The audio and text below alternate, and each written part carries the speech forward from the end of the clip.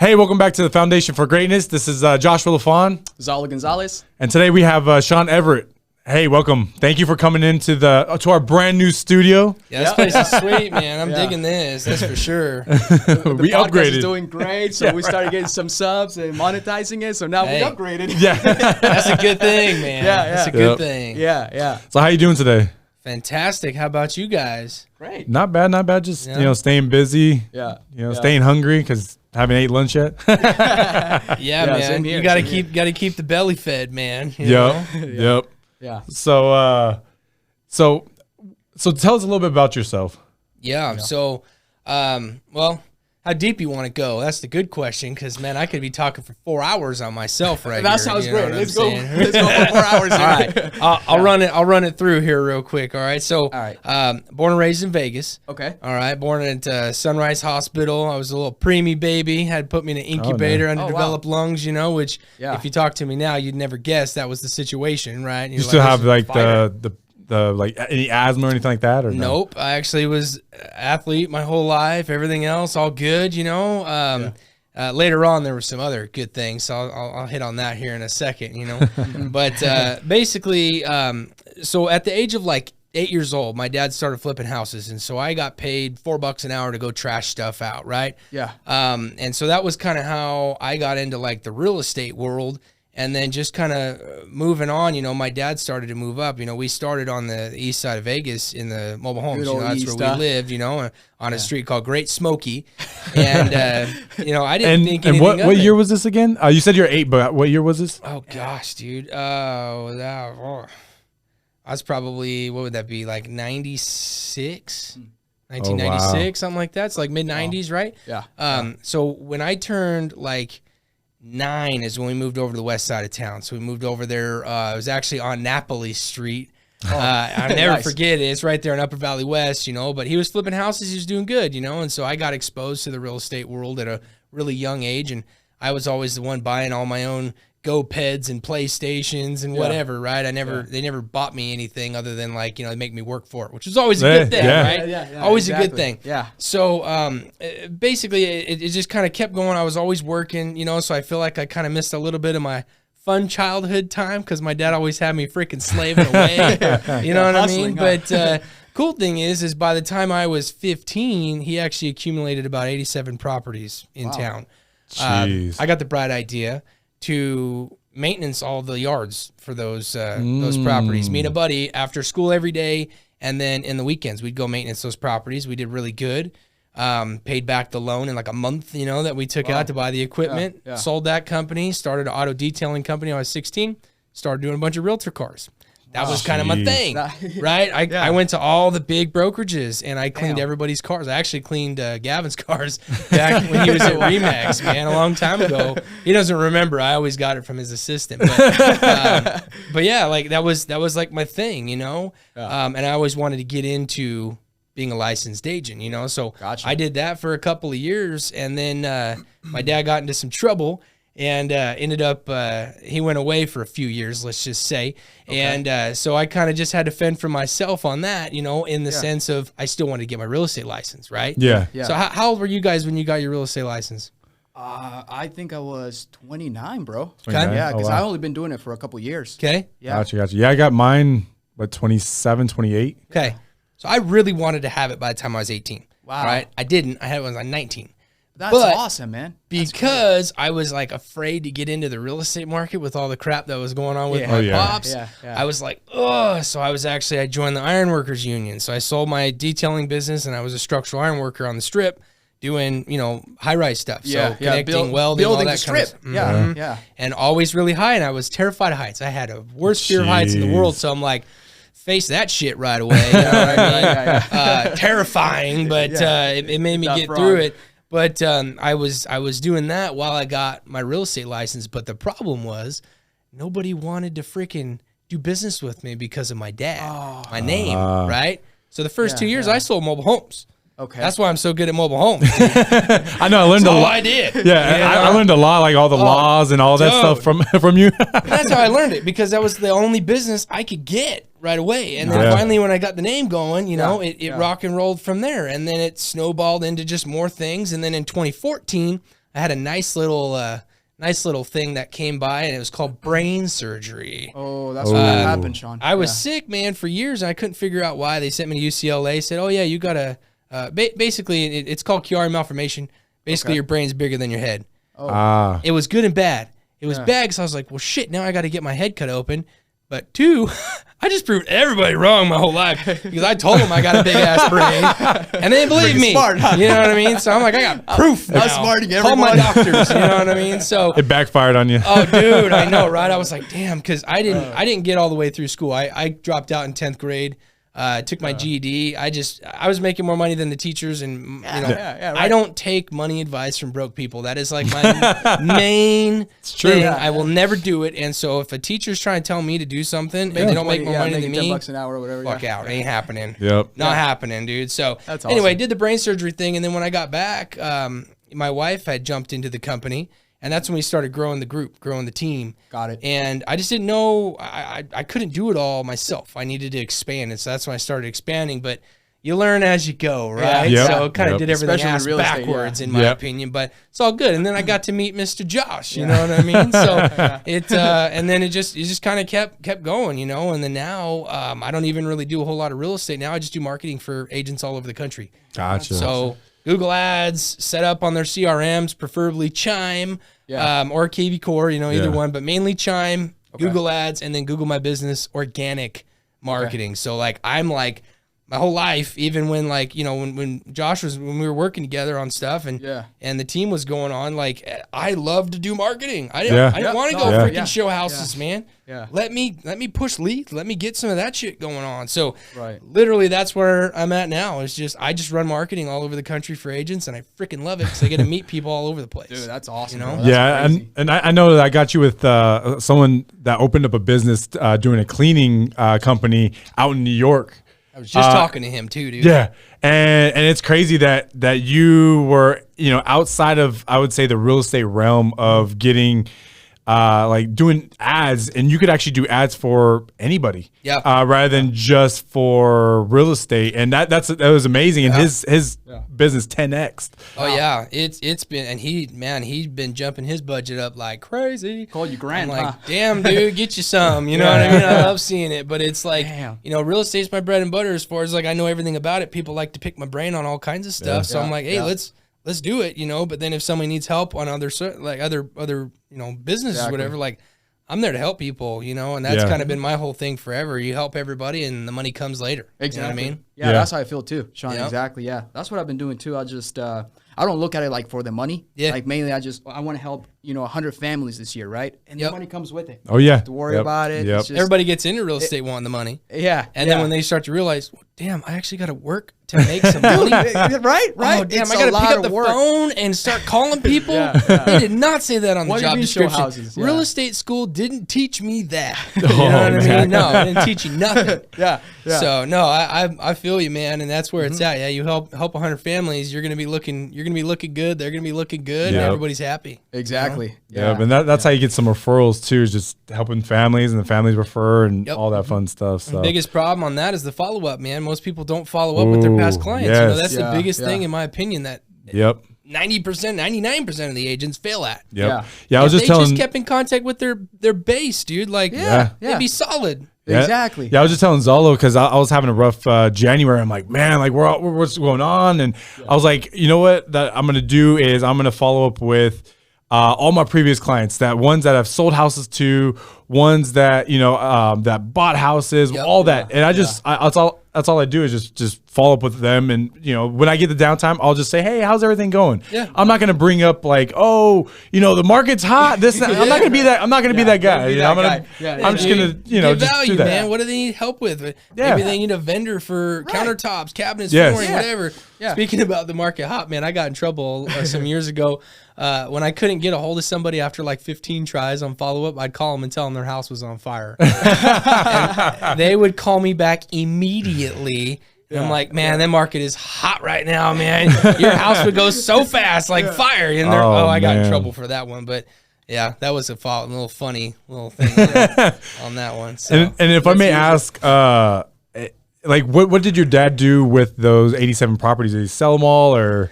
They got taken away. Oh, So man. he didn't get a chance to even sell them, man. So basically, it was I don't even know the term that they call it, but basically they let's just say the government took them. Ah, As you could say. Okay. Yeah. Yeah, pretty shitty, man. But it is what it is, and people make their choices and stuff. And the biggest thing is, is a lot of people.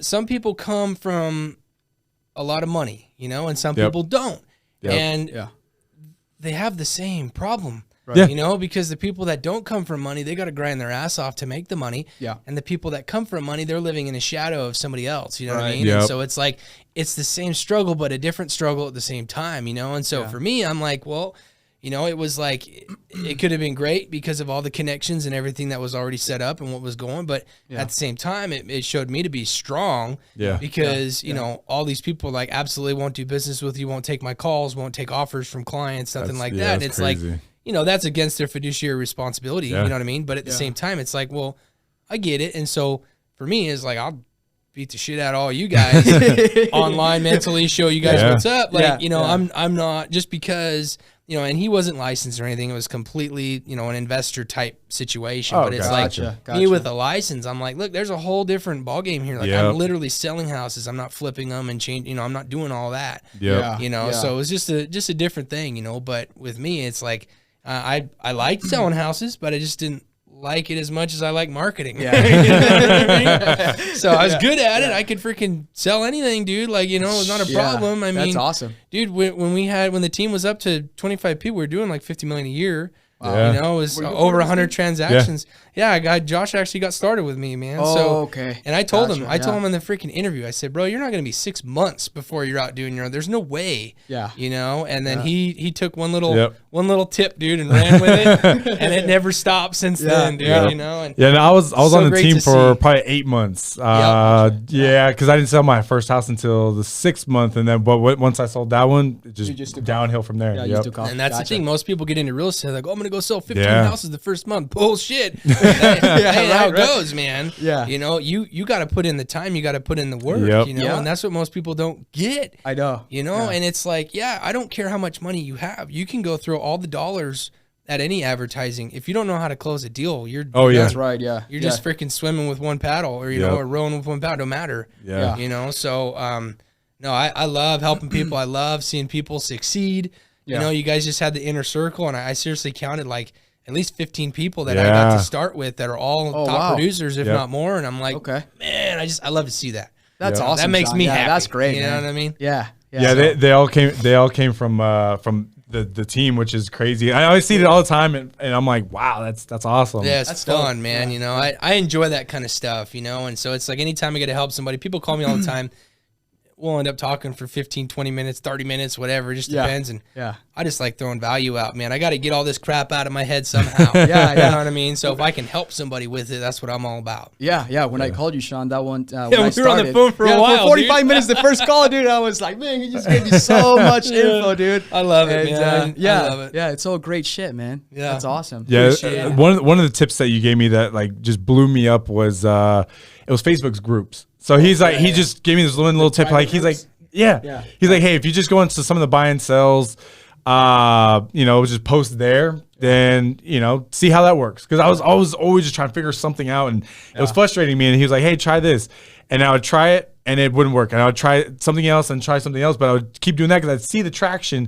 And then I found like the way I needed to do it and the way I structure it. Yeah, your own way. Bam. And then I just started generating my own. Just started generating my own leads. Dude. Yeah. I literally, when I was testing that, it was probably like 2013, 2014, something like that when I was testing that strategy. It was a while ago. Dude, I would pull like 100 leads overnight. Wow. It was insane, man. And for free. Yeah. It didn't cost me a penny, dude, and so it's just like, okay, To this day, it's the same strategy, right, Sean? Same strategy works, with John's dude. story. We have the same thing, right? Yeah, so that's different than the Facebook group section that we're talking about is a little bit different. But with John's story setup, dude, it's all on the social media side. But like what Josh is talking about is, so you go on Facebook and they got buy, sell, trade groups in every city in every state, right? So if there's certain cities that people are moving here from, you go drop a link. So if you got a CRM that has you can put listings and stuff, landing pages and stuff, right? Yeah. You go drop that link in there and just say, man, this is an amazing property in Las Vegas.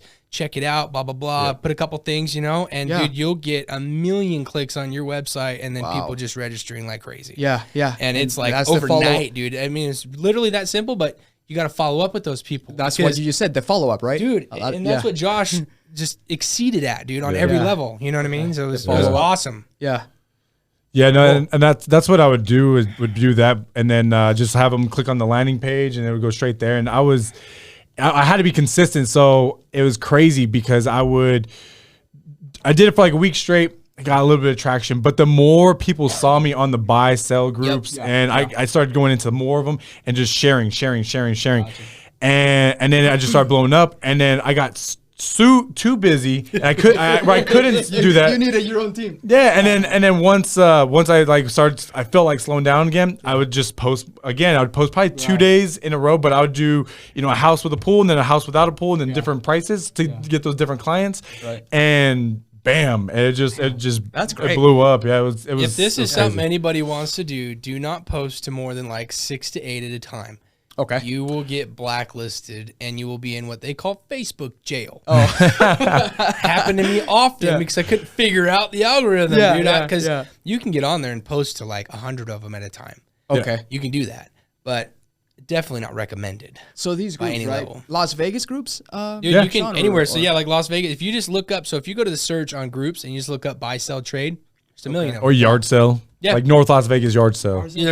So this is the thing, dude. There's some places in California, they got 300,000 or 400,000 people in these groups. Yep. Okay. And you just post it in there like your landing page, they click on it, and then you get all the leads. Yeah. Yep. And then you'll get some people, dude, that some of the admins will kick you out. You'll get booted from some of the groups. Okay. And it's one of those things where it's like a lot of them, they don't care. Yeah. But some of them, they do not like it at all. Gotcha. So you just got to be careful, but you got to find the right ones. Don't go posting ones that only have a couple thousand people. It's really not right. Doesn't make sense to me. Right. Especially if you're just getting started out. If it's like a super niche down, a couple thousand people, hell yeah, have at it. Right. But if it's like 20, 30, 40, 50,000, a couple 100,000, like that's what I'm talking about. Damn. And if you want to get a bunch of leads, possibly seller leads as well, as you just post it and don't even say where it's at.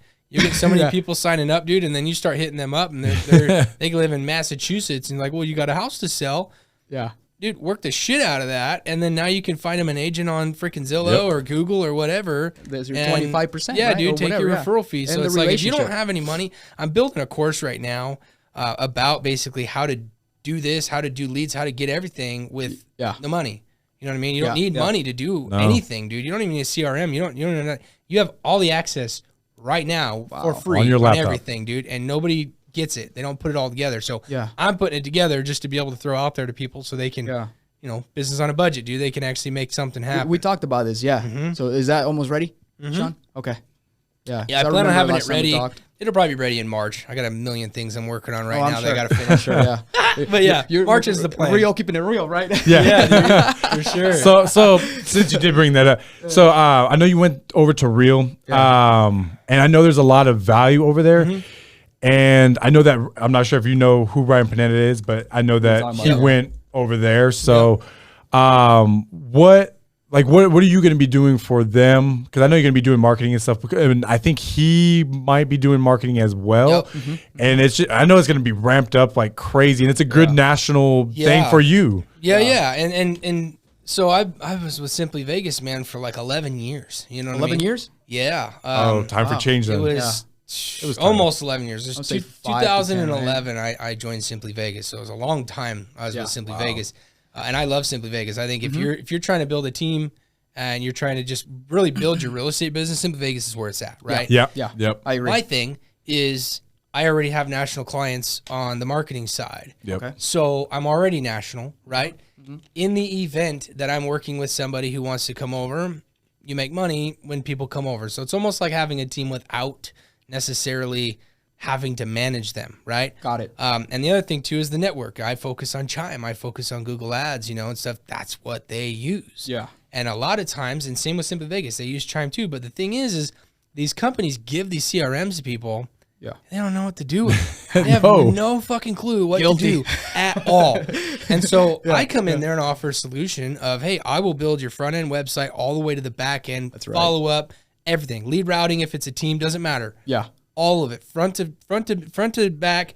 And here's a course on how your agents can use it. Okay. You know what I mean? And then drive the ads and everything to it. Jeez. That's awesome, literally it's a full setup to where you just work the system the way you're supposed to work it. You're not worried about everything else. You know what I mean? Marketing in a box. Pretty much. Right? Turnkey. Turnkey. And that's the whole It's turnkey, bro. Yeah, dude, it really is, man.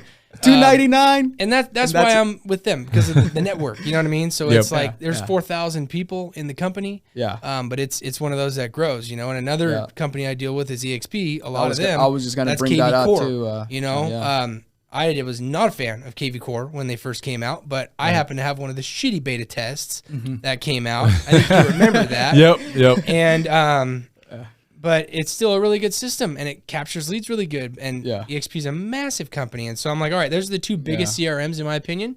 Okay. And build those out, run ads at them, and then Google My Business organic marketing, dude. So it's like I'm already all over the country, so it just made sense for me. To do something like that and to tap into a nationwide network and be the person that they come to for chime questions, little build outs, stuff like that. So it could be a $300 service. It could be a $5,000 service. Like, you know what I mean? It all just kind of adds up. Yeah. Depending what they, Yeah. And then the modules or whatever. Yeah. Bolt-ons as they call it. Yeah. Yeah. Okay, and then, upsells. Do you get, like how EXP does their referrals and stuff like that? Do you also get like that through Real as well? Yeah, so it's basically like $4,000 per person you bring over per year. You don't get that all in one shot. It's a $12,000 cap that they have to actually hit before you get that. But the way it works is it's like, say they close a deal for $300,000, right? Or let's just say $10,000 commission, right? Okay. Real takes 15%. They take 15% until you hit your cap. Okay. Kind of like Keller Williams then. 15%, Yeah. if like say you were directly underneath me as far as I brought you on, I would get 5% of every check until it adds up to $4,000. Oh, so you get a little bit every month. Gotcha. And then you get stock in the company as well, which I think is cool. You know, I'm not a huge stock guy, but the way I look at it is most agents don't have retirement. No. You know, most of them don't. Right now the stock's at like $3 a share. Okay. Yep. EXP's like 45. Yeah. So when a company it was shooting like during this COVID. gets super big, dude, like even if it goes to 30, that's times 10. So if you got $10,000 in stock, well, now you got $100,000, you know? And so that's kind of the other little side play. It's free money, right, Sean? But they don't have a lot. It really is, you know? They don't have a lot of brick and mortars. There's like one in Nevada, you know, and then most of them across the nation don't even really have brick and mortars.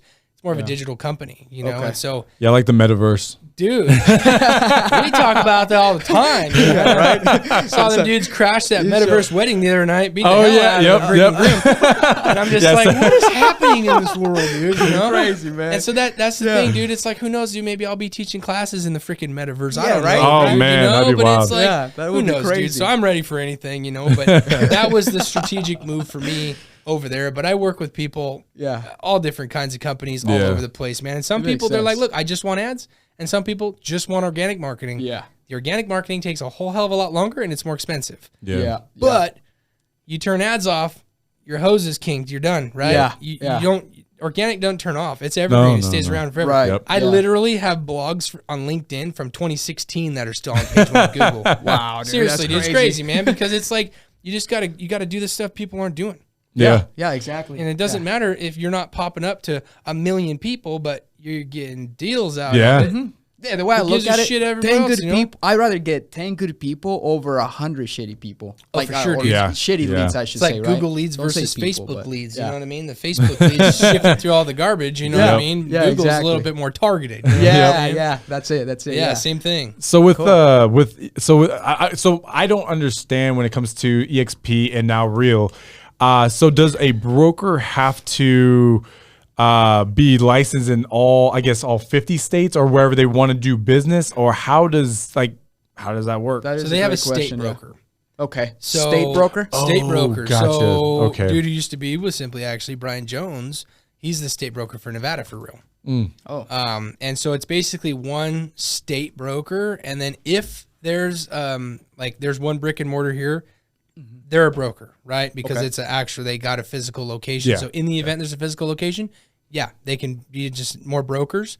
But in the overall sense, it's one state broker. So like if I were to go to like I don't even know all the states that they're not in right now off the top of my head, but let's just say 42 states. Let's just say freaking I don't know, dude, Illinois, right? Something like that. Yeah. Basically, if they didn't have anybody in that state, and I found somebody that wants to move over, it's like, okay, could they qualify to be the state broker kind of thing, right? And then it's a matter of bringing them on and continuing to go kind of that route. So essentially, I mean, everybody looks at it essentially like an MLM type setup. You get paid a little bit every little bit. And the way I look at it is it's like, well, it's like having team members and not having to manage them, in my opinion. Yeah. You're still going to help them out. You know, I get calls from people all the time, dude, that were on the team asking questions on stuff. I will help them all day long. No problem. You know what I mean? That's kind of how I look at it. But now I don't have to be like knee deep in the deals. And if some shit goes on, I'm not like, fuck, I'm going to get sued. You know what I mean? Like, that's the stuff I can't handle, dude. You know, it's just too much stress on my life. So I'm not stressing. We do that every day, man. So it's like getting paid. You know, it's like training your competition, but getting paid at the same time, right? And it's not competition because they're joining a team and they're going under you, kind of. And I think it's a perfect business setup for you because you are a referral. I would say referral king when it comes to well, not really referral. I would say more of a person, like an advocate. You're connector. He's a very like a good advocate when it comes to like if you ask him for something, he's like, dude, I've tried them. I've done this. You need to use them. And then you use them. You're like, fuck, dude, that was awesome. Yep. Okay. I don't know everything by any means, dude. But if it's something I know, I will definitely. I have no problem sharing stuff, dude. I'm not one of those that's like stingy on anything, dude. You get on the phone with me, you'll know. I mean, that's just how it is. I love to share. Yeah. Because it's like I just like to help people, dude. There's a reason there's 24,000 agents in Vegas, dude. Like there's still people doing a gazillion deals. Like, the average agent does like 4 deals a year. Yeah. But it's like, it's still, dude, that's 4 deals that could have gone to somebody else. You know what I mean? There's so much business out there for everybody. Oh, yeah. And look, if I was still in Vegas, I'd be working in Providence in the Northwest. I wouldn't want to work out in Henderson. I wouldn't want to work in the east side of town. Like, you know what I mean? Like you pick your area and you roll with it. You know. Why is that, Sean? Why would you pick that area? Like so, this is great, right? One, that's where I lived. Okay, I lived in Providence, and I love Providence. And that's where those blogs that were on page 1 all the time came from. Was Providence. Okay. So what happened with Providence was when they were first building it out, I went up there and I took I went into every single new build, took their little sheet, saw what it was. Most of the time, there's 3 models, sometimes more on every sheet. So I would write a blog about every single model. And then about the whole neighborhood. So if there's 3 models, you got 4 blogs, right? Yeah. But now it's and when I say blogs, I'm talking, you put it on LinkedIn Pulse. What that is, and I don't even know if they call it LinkedIn Pulse anymore, but when you go to LinkedIn, there's a spot where you can post, and then there's write an article. Click on write an article. Okay. You put a headline, subheadline, picture, all your text, call to action right there. Got it. Those things rank hella fast and really good. Okay. So I did it for every single neighborhood up there. And what ended up happening, because nobody was doing any marketing or anything yet up there. Yeah. The builder was here. I was number 2 every single time for every single builder organically on Google. Holy crap, calling these people. The builders don't open until like 11 a lot of times. Yeah. Dude, they're calling me next at 9 o'clock saying, hey, I want to get in there and check them out. Yeah, we don't open until 11. So meet me over there. I'll get you set up. I'd meet them over there. I'd sign them in. Go through the models. There's an escrow, 6-7 months down the road, it's closed, and I did that all over Providence. And the pipeline was just growing and growing and growing and growing and growing. New builds are the best because it's like there's not a whole lot you got to do, and if you're just filling your pipeline, those are bonus money to me. Yeah, exactly. You know what I mean, you don't have to work your ass off for those things. You know what I mean? So but that's the reason I would be out there was just because that's where I lived. Okay. It keeps you from driving too far. Gotcha. And they're nice neighborhoods in all different prices. And that was kind of thing. There was stuff right there at the time. There was stuff you could still get in the 2s. And then $1 million, all right there. And so, but it's just niching down, dude, and being specific on a neighborhood, because if all your marketing and all of what you're doing is focused in one spot, you're going to absolutely crush it. Everybody's going to automatically, it's a mental thing, automatically assume you're the expert. That's just how it works, dude. If you're just doing, say, like a luxury thing, like Gavin with the Ridges, right? Everybody knows he's the freaking king of the Ridges, dude. Canyon Gate is Ken Lohman. He crushes it in Canyon Gate. Like, people know these areas. Pete Torciello up in Providence. Yep, dude. yep. He's huge. You can't even take a dent out of the dude. Nope. And he's such a good dude. You know, we became friends. And doesn't he market like at all like the elementary schools, middle schools, high schools? Like he is with like man. It was the most coolest creative thing ever, dude. So literally, his kids go to the elementary school, or did. They're probably too old now, but he would buy stuff for the teachers and do like appreciation things, and then make sure there was a flyer that went home with every single kid in their backpacks, dude. Wow, imagine that's man, he did, and he was the only physical brokerage in Providence. Wow. So I don't know if he still has that location. I think he does. Yeah. He opened another one in Sky Canyon. Gotcha. I don't know if he completely moved over there or not. But either way, like he was exactly, he only focused right there. All his flyers, all his mailers. He didn't even do really internet marketing, like hardly ever. You know what I mean? Yeah. But it was just right there, and everybody knew him, dude. You get on a Facebook group in Providence, and they're like, "Oh, I need some help." Pete. Wow. And you're just like, Sean. You know what I mean? Like, how do you even compete with that? Right. Dude? Yeah. And so that's how you do it. Dude. You know, you get an area and you just freaking dominate. And if there's somebody kicking ass already, what are they doing? Do more. Yeah. You know what I mean? Right, and that's literally how it is, you know, yeah. because what's going to happen is you two are going to be the ones fighting over the listings. Yeah. Yep. And who's going to be better? You're going to make each other better. Yeah. Yeah, it's very You know what true. I mean? So you're going to be better agents. Get one, and then we get the second one, and so on, dude. right? And then guess what? You bring buyers to their listings, they bring buyers to yours. Yeah. And guess what happens when there's an off-market property? Who are you going to call for the buyer? Yep. You're going to call the other dude. You know what I mean? Yeah. Or the other lady, whatever. It's like, that's just kind of how it goes. But I'm all a big fan of niching down, dude. So one of my biggest things when I'm talking to marketing clients is your client avatar. Have you ever heard that term? No. No. So when I say who's your client avatar, you got to think of it like you're making something in the freaking metaverse, right? Yeah. Your avatar, like the movie, dude. right? But it's not just like who that person is. What do they like to do? Would you like to hang out with this person, not in a work setting? Yeah. Right? Yeah. Maybe you like to go shoot guns and you want to go after people that shoot guns. Yeah, that's right. Maybe there's like a super like movie buff and you love golf movies or or something, or golfing or whatever. Like, will you hang out with those people? You know what I mean? And so when you start to figure out exactly who it is that you want to go after and the areas you want to go after, I mean, dude, you're going to have a happy life, because we all had the shitty clients. Yep. It's inevitable, man. Right. But if you could be like, you know what? Push those assholes to the side and stick with the people you want to work with. That's right. You're going to pick those people all day long. You're working with the people exactly like you. Exactly. Yeah. So that's the client's guess avatar. What? Then it's a like-minded situation. So when you walk into a house, they're not sitting there going, "Oh, well, my monthly payment's going to be $1,125 instead of $1,100," and it's like, fuck, who cares about $25? Okay. Do you like the house? Does it fit your needs? Is it within your budget? Yes, it is. Let's go. You know what I mean? And so when you get with the people that think like you, they think faster. Yeah. You know, they're not going to nitpick every little thing right. or sit at the closing table and read every single loan doc. Yeah. You know what I mean? That's right. That is great. That's me. I'm the one that I'm the one that reads every like loan doc. Killing me, Josh. Like a highlighter, dude. Oh no, I don't get that in depth, but I'll read every line. Like, wait, what's this? Can you ask the title person, and the notary have to go take it back? Oh man. Yeah, there's nothing wrong with it, dude, because I get it. You're making a huge decision. Yeah, exactly. But it's like 80% of those documents are just like NRS. No, I don't do it on all bullshit. Hey, you know what I mean? Is it a 30-year? Is that the payment? And that's it. That's how it is when you buy a car. Exactly. You're in and out, dude, and it's like, all right, what's the payment? Oh yeah, they just stuck you for an 8-year freaking loan. Oh, who gives a shit? I'm only getting paid $700 a month. And I put $1,000 down. You know what I mean? That's all they care about is what happens right this second. You know, and so, but it's funny, man. I've had some analytical people, and it's just it's how it goes. But when you can focus on the people you want to be focused on, man, your life will be so much better. It makes sense. And you it gotta takes be way time. happier. You know, it takes time. You gotta, and that's essentially too. You know, like I don't know if you guys are into a law of attraction and all that, but I love that. Yeah. And when you're putting that out there, and you're thinking about the kind of people you want to work with, you're thinking about where you want to work with, dude.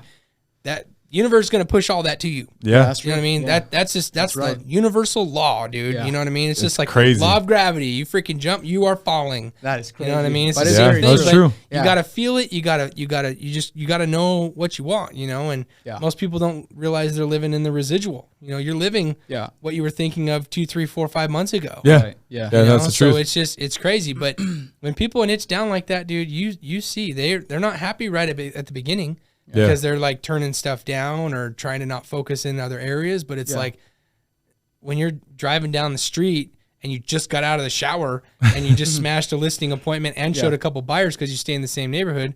Yeah. You're a happy camper. Yeah. Oh yeah. You know I what would I love mean? that. Not all of us drive Teslas like Josh. Some people have to spend $80 to fill up their gas tank right now. You know what I mean? Right. Hey, I'll tell you. Especially now, right, Sean? Oh, God, dude. Hey, My truck is $85 to fill up dude, if I use 91. Wow. Oh man. Yeah. Well, bad news is today in the stock market, the oil went up to $100 a barrel. So that means gas prices going up. Well, yeah, dude, because we get 600,000 barrels of oil a day from Russia. Yeah. Yeah. Ain't gonna happen no more. Nope. Nope. But it's a over good there. thing we shut those pipelines down. Just Oh. saying. I don't want to get all great. political, but Yeah. damn, dude, Right? you know. Wow. I'll tell you what, man. That's amazing, huh? CEOs of big companies are going, what Yeah. I know. the, you know? That's crazy. So back to Providence. So it was crazy because back in 2012, when I was buying my first house, I was 21 or 22. I was actually going to buy a new build of a house in Providence, and it was like when you walk there, like, yeah, this is Providence, it's this, and I'm like, fuck, it's Providence, and you know, and the house. So I went to, it wasn't Pulte, it was it was Pulte, and yeah, it was Pulte, and it was $152,000 I can remember For a house? for a house. Dude, I remember them being 150 Yeah. grand, dude. Pardee was selling those for 142. I was gonna be able to buy a house for, dude. Imagine that. Yeah. 1,900 square feet. Now it's like $499, dude. Yeah, and when I was looking at him, I think the one I was looking to get, but I don't know, it was like a little sketchy. It was a sketchy situation when I was gonna go buy, because I had my agent, and then all she was doing was like she was just on her phone, just chilling, and I'm like, I'm 21, buying a house, and I'm just sitting there, just like, like what, like should I sign this? I don't know. Yeah, go ahead and sign it. You know, and I don't know if she was on her MySpace or whatever it is at that time. Yeah, MySpace. but yeah, I was just like, And and the song to the profile. yeah, right. And I was just like, okay, and I signed off, and then and I was in a bad deal at that time, and I got another realtor, and he got me out of that deal, and then he's like, dude, you do not want this house, you don't qualify, like let's get you into something else. So he got me a nice house, but yeah, I remember I was like, damn, if I would have had a house in Providence and was able to sell it like 3, 4, 5 years later, Imagine, man. dude, scooping up houses for that price. Right? Yeah. Damn. 149, 3%, 3.5. What is that? I Like got a rental 3,000? property I bought for 27 grand, dude. Oh. What? Like, yeah, it was a $27,000 it for wasn't a an property. auction. It was what do they call those, dude? The tax thing? Home path properties. Remember? Is this Up in the foreclosure? Caliente, dude. Yeah, so like the banks take them back, but then they essentially auction them off. Okay. It's, Oh, yeah. it's like home path, home steps is what they call it. Yeah, I think they still have It was that. a way for people to be able to get in without the investors when the investors were just doing cash Oh, like crazy. Gotcha. Right? It was a way to kind of get people into a home, but these things are fucked up. Dude. You would absolutely love it. Yeah, Josh would be like freaking out over that. But yeah, I ended up putting like 25 into it. We had it for like a vacation rental. Oh, nice. And then we ended Nice, up just renting it out. Do you still have it? You still have it though? Uh-huh. Yeah, I remember when you were trying to sell it for the longest, and it Dude, I was just trying to sell it for like 70 grand. I couldn't believe it. 70,000? Nobody Wow. would buy it. I was like, there's a universe telling me something here, dude. You know what I mean? Now it's worth like 125. You still or have something it? like that. Mm-hmm. Okay. Yeah, my How did the in-laws are in there now, so I got good tenants. Oh, yeah, okay, yeah, there okay, you go. okay. There you go. How did the vacation rental work through it? Was it like, did you actually get? Because I know Caliente is like, what is there like 20,000 people there? How many? So a lot less. You're talking 1,100 people. Yeah. Whoa. 1.9 square miles. You would say is the 2,000, town, dude. It's a little tiny. There's not even a stoplight. Dude. It's The just like only one street, Sean. It's so you got one main road, and then it just kind of branches off the side, dude. You're literally in a little mountain canyon. Wow. But if you ever want to get like out and like out of the city and go do some cool stuff, there's literally 5 state parks within like 15 minutes of my house. Gotcha. Oh, nice. Gotcha. And That's it's awesome. all cool stuff. We're surrounded by spring water in the mountains and everything. But we got the deer that walk through the street. We got turkeys running around. The train blasts through 10 times a day. It's like a magical town, man. It's crazy, dude. We had snow all day yesterday. You know what I mean? Okay, But no, dude, it was at one time you could literally go through there and you could have scooped properties up for 30 to 50 grand Jeez. all day long. Wow. Jeez. And now it's hard to find something under 200. That's I'm like, crazy. But even Are then, you shitting me right now, dude? Like, it's crazy, dude. But like Yeah. for up there, the average income's like 28 grand. a year. Okay. Oh, Thank you very wow. much. You know what I mean? What is there to do, Sean, for work? And So Caliente, right? their biggest thing, so they got the railroad, Union Pacific. Gotcha.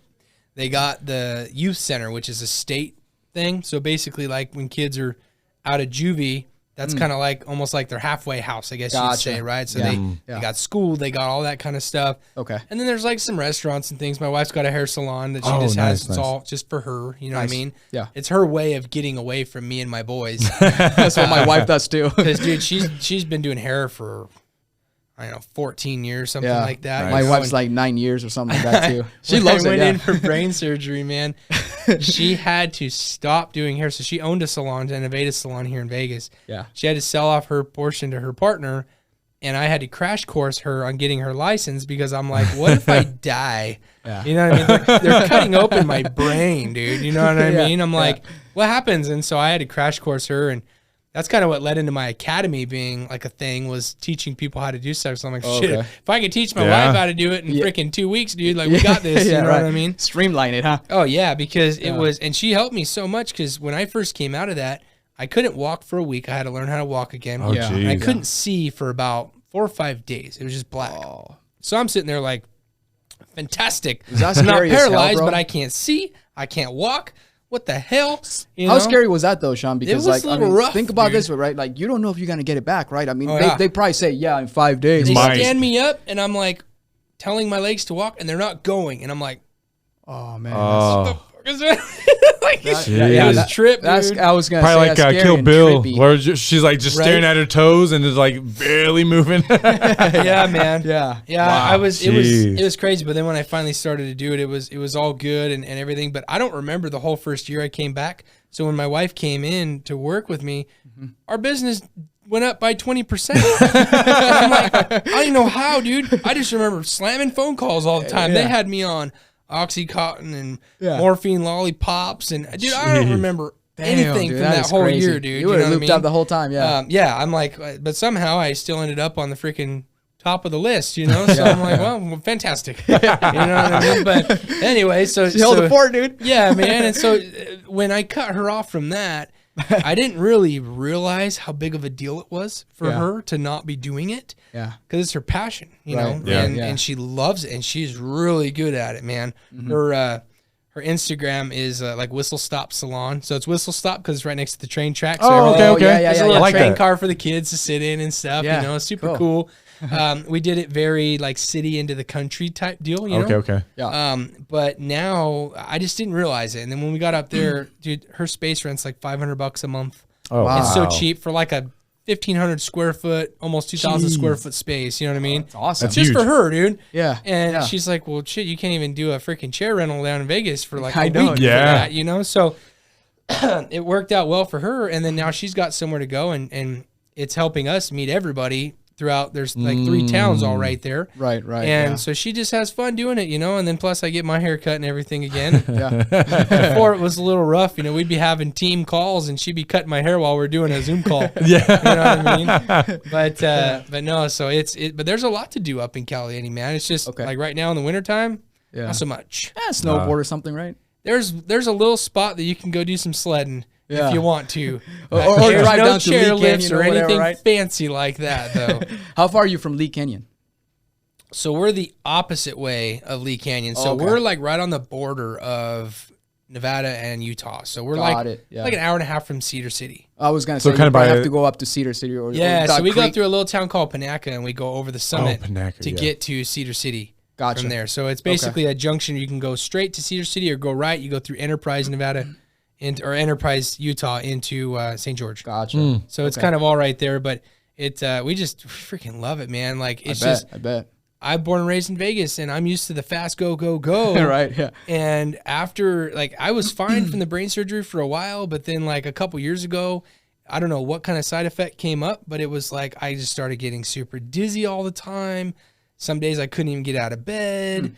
My eyes I have a downbeat nystagmus, so my eyes bounce really hard all the time. So a lot of times I can't drive, and it's just like, this got shitty. And so I was like, man, something's got to change. Yeah. And so we had that place up there and we're like, you know what, let's just freaking move up there.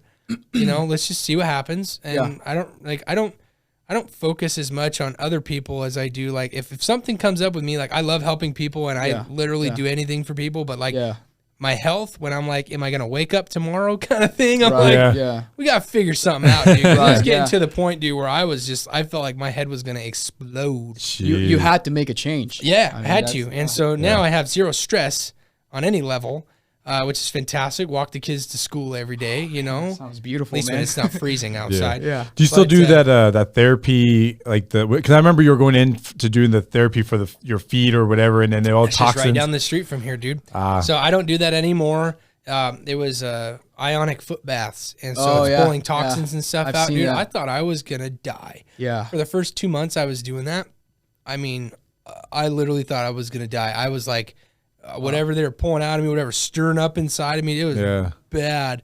But then I had a few months, I felt amazing, and I got so much stuff done.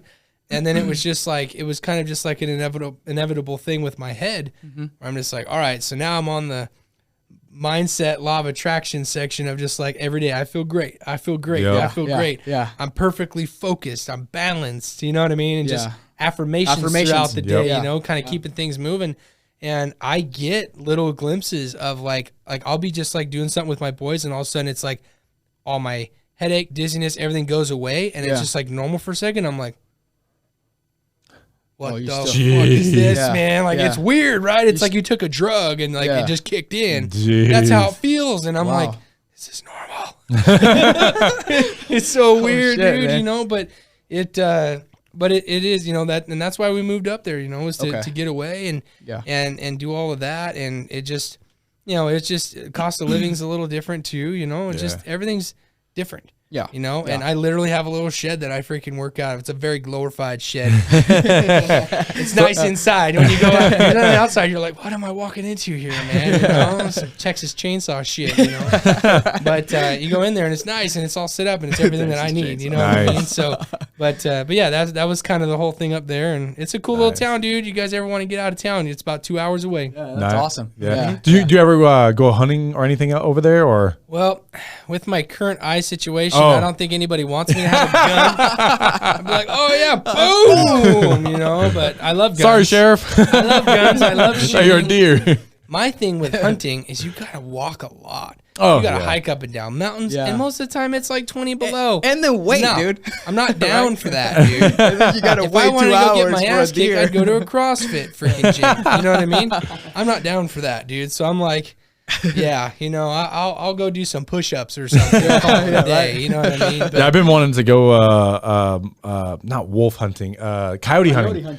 Yes, that's what I want. That's what I've been wanting to do. I got a cousin that lives in Moapa Valley, and he's a guide for all kinds of hunt stuff, dude. So I'm talking freaking elk. I'm talking like mountain lions, and they do coyote hunts are like a normal thing because they get legal. So big in certain spots as far as the crowds of them. Right. Yep. You got to take them out because they're killing everything. Right. Yeah. Control population control. I was just gonna say that in population what control. All the big wigs in the world here do to us. Exactly. Yeah. No, it's a legal thing. Like you don't have to have a license or anything to go out and it's legal for them too. You know what I mean? Hey, if you have enough money, right? Pass the shit through the FDA to make it legal. Yeah. But man, no, it is. It's crazy, and they have competitions, dude. So like literally, there'll be trailers full of coyotes.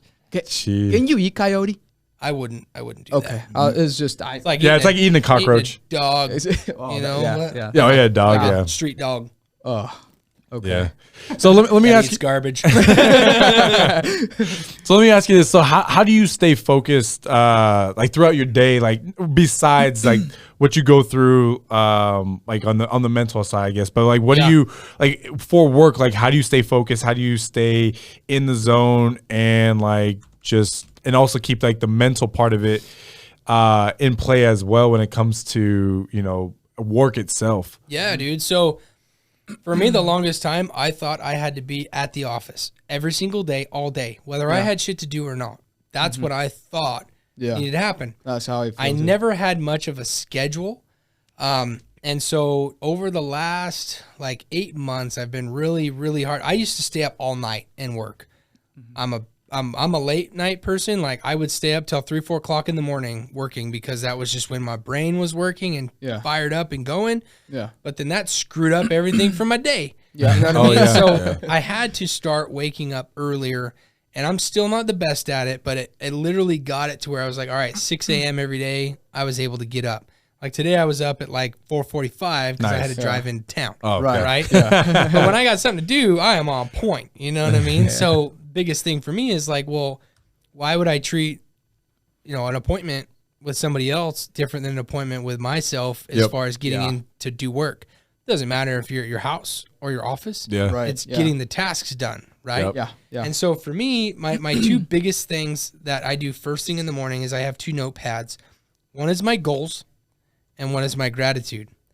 And if you've ever heard of people say this, everybody's probably like, oh, that's some bullshit.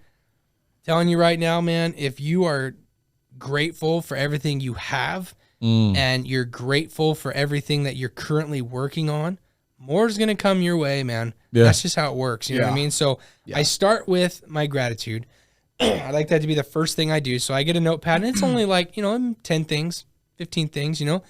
I'll say, you know, I'm grateful for my boys because they keep me happy. Yeah. You know, I'm grateful for my wife because she keeps me on point. Yeah. You know, and I'll say, I'm grateful for my health because I woke up today. Yeah, that's right. Yeah. You know, because obviously I got some shit going on, but I don't want to focus on the negative part of it, right? Yeah. So I'll write my gratitude down, and then the next stop, the next one is my goals.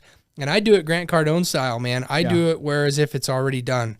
You know what I mean? Yeah, so, no, you have to. Yeah. You have to. Law of attraction. That's like exactly. And that's an affirmation. And that's you telling yourself, you know, because at one time I made a joke that went on for like 2 months. And I was like, oh, I'm so fat. Oh, I'm so fat. No. I'd squeeze between something like, oh, I'm so fat.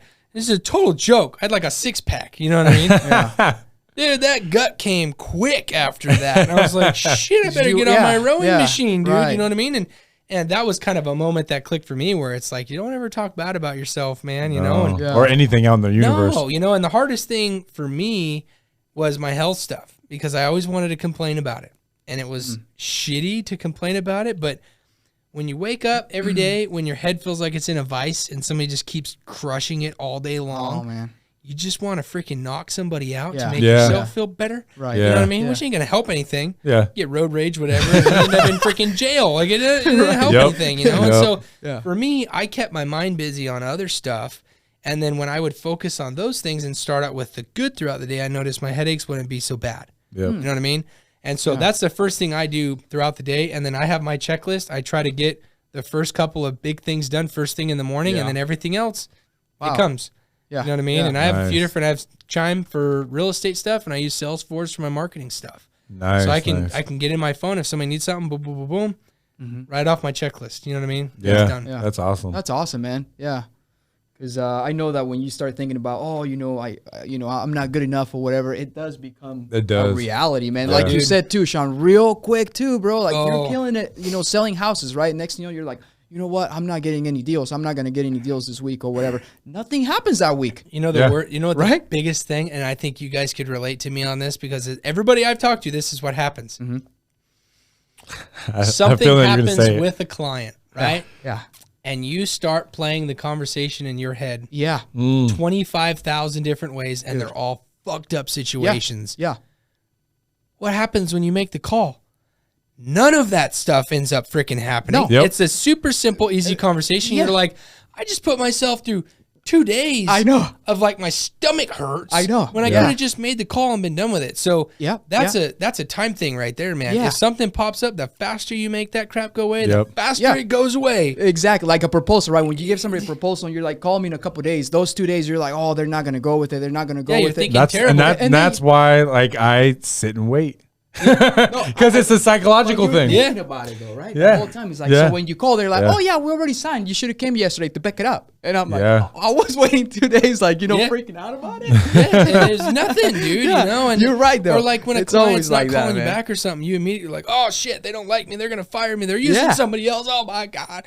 You know, people do it with their spouses all the time. Yeah, dude. You know what I overthinking mean? shit. And it's like, and then it's like, oh, their phone dropped in the freaking pool and they had to order a new one or something. And it's like, it ain't no thing, dude. Like, you know, and so Gafford's really big on, hey, don't make it a problem unless it's a problem. Yeah. Right? Yeah. Exactly. He told me that, I don't even know how long ago, long time ago. And that stuck with me ever since. Because it's like, he still says that. Yeah. Why make it a freaking problem if it's not? You know what I mean? Yeah, when it becomes a problem, then you deal with it. But it's like the faster you deal with it, shit goes away. Yeah. Yep. You know what I mean? Agreed. Like gone. Yeah. You know? Yeah. And that's what I saw. I think it was like Simon Sinek or someone like that said basically, if you start compiling ideas in your head, if it's like your wife, you're like, all right, she's gonna come home, she's gonna be pissed off at this, she needs to talk, what does she need to talk about? All right, and then you try to set yourself up and say, you know what, here's what I'm gonna combat with. Here's all my comebacks. But if you just sit there and then you just let it happen, what did he say? He's like, if you just let it happen, then it's not going to be that bad, and the conversation is not going to be that bad. Versus you putting so much stress on in your life and wasting so much time when you're going to use that, and you could have wasted that on something productive. And if you could get it, you know, and then you have that conversation. And not have these these pre-scenarios. Yeah, these scenarios in your head that won't ever happen. Yeah. Then, you know, the conversation will go the way you want it to go because you don't have those in your head versus like it's going to go this way, it's going to go this way, and then it just sideways goes the other way and you're like, like I was freaking out over nothing. And and that's one thing that I wrote down this year. So I told my wife, I'm like, hey, look, you know, I'm big. I'm a big person on goals during the new year, not resolutions. Resolutions are meant to be broken. Goals are throughout the year. Achievable. So I'm like, hey, look, let's make goals. So I was like, you write down your goals. I'll write down my goals. So we did that, and then I printed both of them out. I posted hers on her side of the mirror, mine on my side of the mirror. So every time I wake up to go to pee, every time I wake up to brush my teeth, take a shower, I see my goals every day, every morning, every night. And it's just going to happen. And the more you read it, the more it happens, it goes. For sure. And one of my goals was to not let things that are out of my control me. Yeah. So that's a big one. Yeah, and that's what I was getting, like that's what got to me. Like I would say the past few years is like I would always get upset over things that were out of my control. And what I tell myself to this day is if it's out of my control, is there a way to fix it? No, don't worry about it. Yeah. Just let it ride. And that's exactly the way I've been doing it this whole year, and I've been having less stress. It's like, okay, like I can't control that. Hey, you know, give me the consequences because, you know, or even if there is any, because most times there's not. That's exactly. You know, and another thing on that too is, have you ever tried to like tell your spouse something or talk to somebody about something and something keeps getting in the way of you getting that out of your mouth? Yeah. And it's just like, maybe I'm not supposed to say that right now. You know? Right. Yeah. Exactly. I don't know if you guys saw the newest Secret movie. So you know how they have The Secret on Netflix? Yeah. Well, they came out with like an actual movie on Vudu or whatever called The Secret, right? Okay. And, a very, very cool movie. I can't even remember the actor and actress name off the top of my head. They're big names. I can't think of it. But he was trying to tell her something like the whole movie, and something kept coming to not let him, and he just rolled with it, you know what I mean? And so that's something I try to do, because it's like, well, maybe it's not the right time for that, you know what I mean? You just never know, dude, and maybe somebody's not ready to hear something right now. That's true. Exactly. You know what I mean? And a lot of times that's kind of the case, because people are hard-headed and something needs to happen, you know, in their situation before they can hear what you want to say. So it's like, it's just crazy how communication can go on all that, you know? Yep. It's very true, very true. Yeah. So let me ask you this. So is there a way that you can, this is a funny question. So is there a way that you can like implement maybe back to the metaverse, any like any metaverse or NFTs or anything like that in your line of work? Because actually, you know what, you actually could use probably the same marketing techniques as you do with any type of I would say any NFT or whatever project. I just thought of that right now. I was like, oh shit, like you could do this, and that's big money. So do you know who Grant Wise is? Yeah. So we talk not all the time, but like over, Facebook or whatever. We'll get on the phone every once in a while. So he's a Facebook guy. I'm a Google guy, right? Yeah. So when someone needs Facebook stuff, I send him to his company, and Google stuff, he sends people to my company. Nice. He just did an NFT, and it literally looked like a picture of a listing with a for sale sign out front, and sold it for $650K. What? The NFT? Yeah. And he was using his Whitley is his company. Yeah. He was using the Whitley software to promote it and do it through it like that. Wow. And so he's actually already got stuff in the metaverse.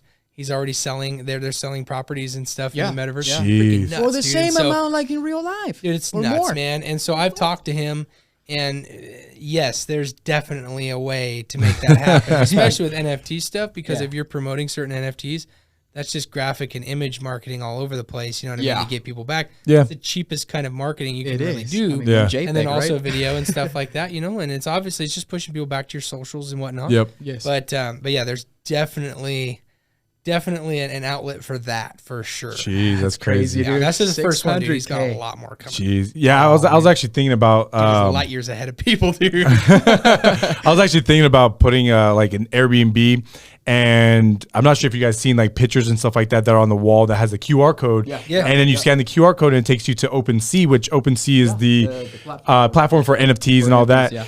And put a picture of the house on there, and then put it up on OpenSea, but not put it for sale, and then just like see what kind of bids I get for this for this property. Yeah. But at the same point it would be a cool kind of thing to like walk into like an Airbnb and you see some Vegas stuff, then you see some pictures, and you see a QR code. What's this? And you use it, and you're like, oh, what? Like, is it for sale? And if you get someone big in there, and they, hey, if you offer me $2 million for a $600,000 property, I might just take it. Yeah, dude. So my mom, she has this big barn, like an 8,000 square foot barn venue outside of Caliente. She was using it for weddings and all kinds of stuff, and ended up just saying, screw it, we're gonna have an 8,000 square foot house now. Oh, nice. Right? Because it was like too many people were damaging it. But when she was going hardcore, that was the first thing we did, was get her QR codes all over the place, in the bathrooms, in the kitchen, everywhere, because then people can just scan that and they go straight to the website to book their next event. So it's like, that's kind of another thing. And I feel like realtors aren't really doing that as well on like their for sale signs. If people put QR codes I on have their a for QR sale code on sign, mine, and it's kind of cool because you just scan it and it takes them to my website where they can then it's the modern day text code, and QR codes were big back in like 2015. And then they went away, and then now everything came back again. But it's like, dude, you could even like, you put links and stuff on your social media, but I feel like some people just like cool random stuff, or even your flyers, like put a QR code on your flyer instead of people texting stuff. Like, people know how to use them now.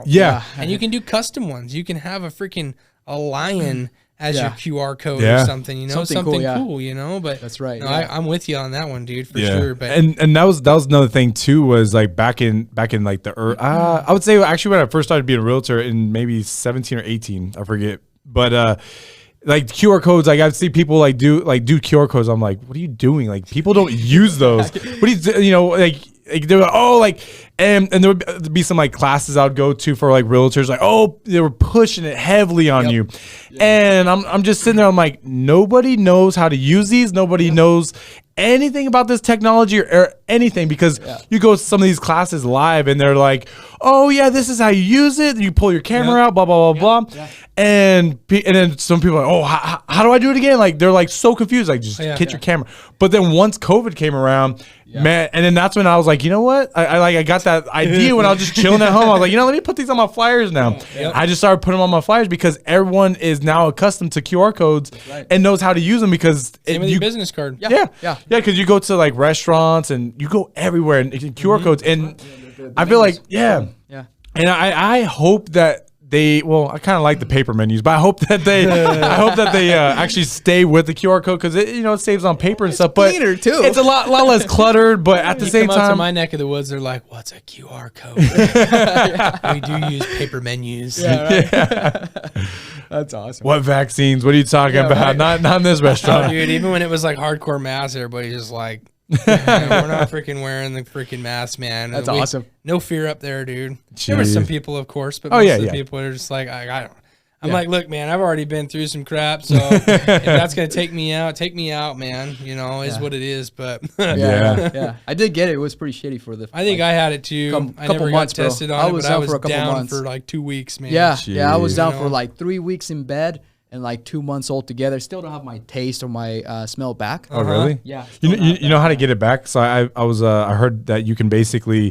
This is gonna be weird. Onion? No, you get peroxide, and then you know how you do the neti pot.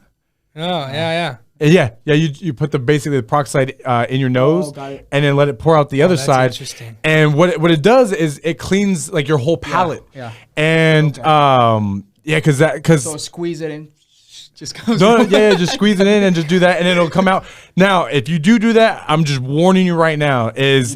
Yeah, I did it several times, and that shit burns. Oh, like you yeah, think yeah, it hurts man. on like Does an it go hour? into your brain, dude? No, doesn't you know because all your sinuses. He's like, 'cause you're- wait. No, definitely not. But no, it just goes all to your sinuses and all that. So So we clean. It That's cleanses crazy, it. dude. That is- When I didn't have my taste and smell, dude, I went to sushi. oh, Dude, I had a no. spoonful of wasabi. Oh, in no my way. thing. I couldn't taste nothing. Well, dude. bro, I got I a was line, like, right? how on earth is that possible? Exactly. So My eyes should be falling out of my head right now. I did the same thing with the lime, dude. I cut it, squeezed it, nothing, dude. I was like, what the? Jeez. Like peppers? Nothing, bro. I mean, you feel the burn, right? But there's like no taste or anything I at didn't all. even like, get to joke with my wife about it because I love everything she cooks. Oh. I couldn't even be like, hey, go cook that shit so I can eat it and say I ate it. You know what I mean? Because I don't like the smell or the taste. I couldn't even do that, man. How long did it last for you, dude? Couple weeks. You didn't do anything to get it back? No, just came man. back out of Yeah, It's nowhere. been 6 months for me, bro. Like November, man. Oh dang. That's Yeah, crazy, dude. Yeah, it's like nothing. Like I can't taste anything. No, dude. I think my sister's the same way. Or She smell. can't really taste anything either still, you know, but It it's everybody sucks. differently. Yeah. Right. Yeah. But like with me, dude, like, I have my migraines and stuff every day, dude. And I'm just like, whatever. That ain't nothing, dude. I can deal with, I can deal with this stuff. And, Right. I'm sitting in my PJs in my freaking kitchen Yeah. doing my thing, Yeah. Yeah. No, it's different for everybody. Like you Yeah. said. Yeah. My wife she's got her. It's back. Well, yeah, like dude, 2 because weeks. it's like sometimes for some people it hit them hard, So obviously Yeah. some Yeah. people died. So it's like Yeah, I it just know. depends on your system, and Yeah. and what you got. But and I think that it would have been a little bit more scary for people instead of throwing vaccines to everybody, Yeah, throw I everybody agree a damn with you. treadmill. I agree. Yeah. And shut down the fast food restaurants. You know what I Yeah. mean? But hey, whatever. Yeah. No, I agree with that. Yeah, no, it's crazy because my wife actually because I got it back in 2020 of February. So like right before the pandemic. Yeah. So I didn't even know I had it until I actually got the antibodies test like in November of 2020. And it came up positive. I was like, I knew I had it. Yeah. And then so I did the antibodies test again in October, and it was just like through the roof. Like I still had it. I was like, cool. So my wife got COVID last month or end of December, and she's all like, "Oh, I can't taste anything." I'm like, "You got COVID, bro." And she's like, "No." She was freaking out. I'm like, "You got COVID." Yeah, and you then, got COVID. Yeah, and my the baby Go got lock it. yourself in the bathroom for 2 weeks. You can't leave. I'll meet you under the door. Yeah, no. So Fauci said so. yeah. so the baby got it. So he just turned 1 in December. The baby got it? Yeah. Yeah. Mine did too for like a couple days, dude. Wow. I've never heard of he had babies getting it. fevers. That's interesting. Yeah, no. So he got it. It was only. It wasn't. She got it. It was like she was having like she was. It wasn't bad, but it wasn't Mild. good. It was mild. Yeah. But I was like, you know what? Like, screw this. I'm not gonna like sleep in a different bed. I'm not gonna do anything different than what I normally do. I'm gonna, it's my anybody. I'm gonna actually, I'm gonna make myself a test dummy. I guess you want to call it, and just see what happens if I sleep in the same bed. Yeah. If I give her a kiss or whatever it is, and see how my body reacts and see how severe this cold really is. Contagious it is, yeah. Yeah. Yeah. You were doing testing, yeah. Yeah. So the crazy part is like during, I guess you want to call those trials, So clinical trials, dude. Yeah, right. So basically, yeah. So basically, what I was doing is like the first day, nothing. Second day, like I would like feel weird, and my body would get a little bit warm, and then I would go to work, and then I'd come back and I'll feel fine. Like, and she's like, "Do you have it?" I'm like, "No." So I would test probably every other day with the home kits, and negative. Same thing with me, dude. Yeah, probably that peroxide you stuck up in your brain. No, well, and then that was another thing too, because her sister and brother-in-law got it in like Christmas, and so everyone's freaking out. They're like, "Oh, like, you know, she can't come over." I'm like, "Screw that!" Like, no, it's Christmas time. Man. Like, screw that. Come on. Exactly. So they were around, and I started feeling a little weird and fuzzy. So I was like, "Let me try this peroxide thing." So I tried it, and next day I woke up totally fine. People woke up like sneezing, whatever, and I was like, "Oh, like this is crazy, man. That's crazy." Did you see the report on the news? And I think I sent you something on Instagram of what they're saying one of the blockers for COVID is. What's that? Cannabis. Really? Oh, okay. Yes. Studies all over the country. Yes. And it was on the news, dude. That I'm like, why are they throwing vaccines out? Just start dropping J's all over the place, man. Like, everybody be happier in the first place. You know what I mean? But yeah, dude, full on studies. I'm like, wow, what interesting. If I owned a dispensary, I'd have billboards all over the place, dude. You know what I mean? I follow Joe Rogan, ivermectin thing, dude. Yeah. So I took it. It was like I was testing negative for like a week. So I finally lost my taste. I was like, I have COVID, right? My wife's like, you don't have it. We're sleeping the same thing. Same bed and everything. And then the baby got it, and then she got it like 2 weeks after I got it. So I took it, and within like a couple of days, I started feeling better, right? Yeah. But the first like week, I was fucking dying, man. Yeah. And then after that, started taking it. I was like, oh, this is not bad. You know, the symptoms started going away. But it works, bro. Oh, for sure. I got a neighbor that I don't did the supposed same to probably thing, say that, but ivermectin works, and I gave it to a lot of my friends, and they were like, "Dude, this is amazing." Yeah. I started feeling great within 24 hours, bro. This is the thing, dude. That doesn't make any of the companies money. Exactly. So anything that's good, anything that's holistic. So in my journey of health stuff over the years, I have done everything, and I've had to pay cash for pretty much everything because insurance doesn't cover like we don't have holistic stuff, natural stuff, and I'm like, that's what works, man. In my opinion, you know what I mean? Because it's like. I don't know, but the freaking the doctors got to make their money, man. It's not even the doctors; it's the bigger companies. You know. What I mean? Did you hear about the CDC? How they have a little ownership in what is it, Navita, and not Navita. That's a tech company. In say Velveeta, the cheese. No, in what's the two companies, like the ones from Germany? For the vaccines? Yeah. So there's Johnson and Johnson. There's Pfizer. Pfizer. Yeah. So they have a small ownership in Pfizer. Mm-hmm. Oh, yeah. Yeah. So you know where I'm not saying anything, but you know where the CDC gets all of their information, right? What's that? Like the CDC. Yeah, you know where they get their information about stuff, and that's where they like who does the testing for the CDC, the NIH. No. That's what they're called, the NIH. Do you know who runs the NIH?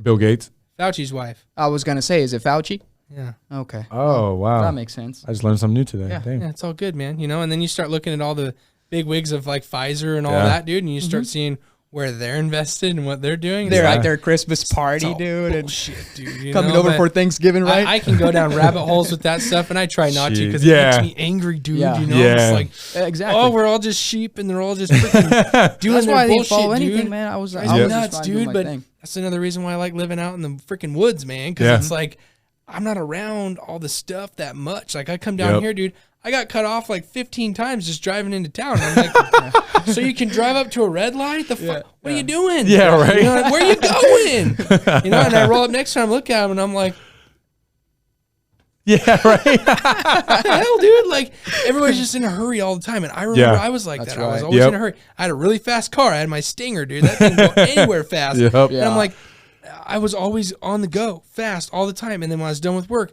taking the boys, Lucian was doing ice skating and stuff, and like just always a million things to do. And it's like up there, we're like, let's go for a walk down the creek. Oh, man. You know what I mean? And it's just like, that's got to be so relaxing. I have two phones now. So I have my work phone, which I have right here. Yeah. I have another phone at my office at home. And so at nighttime, usually around 7 or 8, I take this phone, I leave it in my office plugged in, and I take my personal phone, which is a number for up there that like 10 people have the number to. Bro, that is just my awesome, family man. and a couple friends, like literally it. Anybody else, Yeah. I'll talk to you in the morning. See you tomorrow. Sarah's not one. There ain't nobody dying tonight. I want to get to anything that point too, Sean. I want to get just to have that to point do it. because we have our phone, and like right now my phone's probably gone crazy, like at least I don't know 30 text messages in my pocket, right? And I'm like, oh, I wonder what's going You're on, always right? wigging out about it. Yeah, exactly. You're like, Yeah. on edge all the time. But I want to be able to put my phone away at like 8 p.m. No, actually 7 p.m. Yeah. Right, and then just go and Now you fix that. Just do it. Were you ready to have kids, or was it just like a?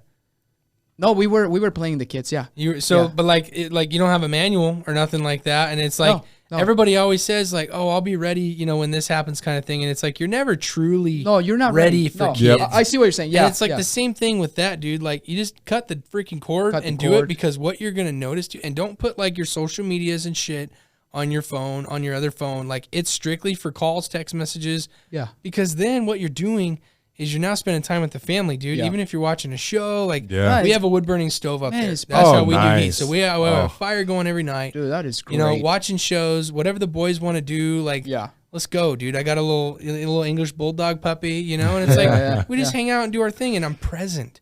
I was never Yeah. present, dude. I'd come home from work, I'd be on my computer, I'd be on my phone. So you And then, went like through you that said, too, though, right? Dude, Just like all I of wouldn't us, be able to sleep Yeah. some nights, dude. Yeah. And then I wake up at 2 a.m. Yeah. to go take a piss. Yeah. And you're like, oh, let's just check the phone real No. quick. And it's some shitty No. email Yeah, I or know. something from somebody, and now you can't go back to sleep, and I now you know, just wrecked yeah. your whole 2-3 days because Yep. you got to catch up on sleep. That's exactly No. what I'm. Yeah. So my office is outside of my house, like I said, in like a little shed. Yeah. Right. Yeah. And so my phone is a ways away from me, and I'm fine with that. You know what I mean? I like it. But it was hard, dude. Yeah, It's still that's- hard yeah. sometimes because if I'm in the Yeah. middle of something, I want to be on my phone. That's right. But I'm just like, Yep. That's I'm not a exactly it, freaking man. plastic surgeon, dude. Yeah. Like I'm not a heart transplant doctor. Like nobody's gonna die if I can't get their Google ads fixed until tomorrow. You know what I'm saying? Yeah, exactly. And half the stuff I can do on my phone because I set it up that way. You Yeah. know. But it's like somebody needs some help on something, I'll help them. But it's like, hey, like if it's after 8 o'clock, like I'm with the family. Yep. Yeah. You know what I mean? I need to just, like you say, cut the cord. It's tough, dude. Yeah. It's Yeah. like $50 or $60 a month for another line on Verizon, but Yeah. if you start a new line, they give you a free phone. So it's like, hey man, I got a new phone. You must have a referral for that. Right. But it's like it's crazy, dude. But yeah, that was no, one it's thing true. I did that helped Yeah. my stress even go lower. But Yep. Yeah. it's gonna stress you out more at first. Yeah. Yeah. I know. Then it's That's- just like 'cause you're like then- worried about Then it. you get in the mindset where you're just like, who gives a shit, man? Yeah, You know that's- what I Yeah. mean? Yeah. You gotta take care of yourself too. Yeah. Yeah. You know what I mean? You can't be worried about everybody else. I mean, Yep. as a real estate agent, you're a freaking psychiatrist, a therapist, a contractor, everything, dude. You're the Everything. title person. You're the lender. Like they come to you for everything. You're like, bro. That's what come I'm on, saying. man. Yeah. Repairs, everything, right? And then realtor shows houses. No. Yep. Yep. I it's found good that to out. be the I found that resource, out real but quick. it's and like, we're like, it's we wear ridiculous. like 20, 30 hats per transaction, dude. Yeah. You know what I mean? And they're like, what do you think about this house? Yeah. Well, I honestly think it looks like shit, but it's beautiful. Let's write an offer. Yeah, what I mean, Well, that's what I'm doing right now. Is like they're like, oh, like let's go check out this beautiful home. I was like, there's probably multiple offers. Just look at the ugly ones, and those are the ones that you want to offer on. They're like, ugly ones. they're like, what are you talking? They're like, but what about this pretty one? I'm like, yes, we're gonna waste our time. Unless how much you want to spend? Oh, you don't want to spend $5,000 more? Yep, sorry. That's it. Ugly ones. We got to Exactly. look at the You ugly don't ones. have cash? Not gonna happen. No, and that's yeah. crazy. It's like I just put a house up on the market like a few weeks ago, and we used to dream as agents. We used to dream like, oh, hopefully this one gets a cash offer. This is the one. And then you get like these normal loan ones. You're like, okay, cool. That was the days. That was the days. Yeah. Now it's like, yeah, I got multiple offers. Oh, are they conventional? What are they? 20% down. Well, I have the 3 offers at highest. They're all cash. What? Yeah. Like, wait. How can I beat them? Like, no. They're like $15,000, $20,000, $30,000 over list, and they're cash. They're bidding as against each other. is. They're like, what? It just makes no sense. I haven't done a deal since like October. Oh, Right? man. And I'm getting ready to, I got a couple listings that I'm going to do for like one for my sister and then one for a past client that just won't use anybody else, which is totally fine. Oh, that's awesome. Cool Yeah, dude. that's great. You know what I mean? He's like, but he was wigging out because his place it's a high rise that's going to probably be like a 230, 240, kind of That's not price bad. point. Yeah. And he's like wigging out about the whole listing thing. I'm like, bro, we were doing $50 million a year, like clockwork. Like I can handle your freaking $230,000 property. Like we're good. You know what I mean? It's all good. Right. And then like my sister's in a situation where her place, we bought it. I sold it to her like, I don't know, maybe 8 months ago for $550. Oh no. Dude, it's gonna list for like $850. What? What area is this? Lindell and Blue Diamond. Oh, holy crap. Okay. Half acre, single story.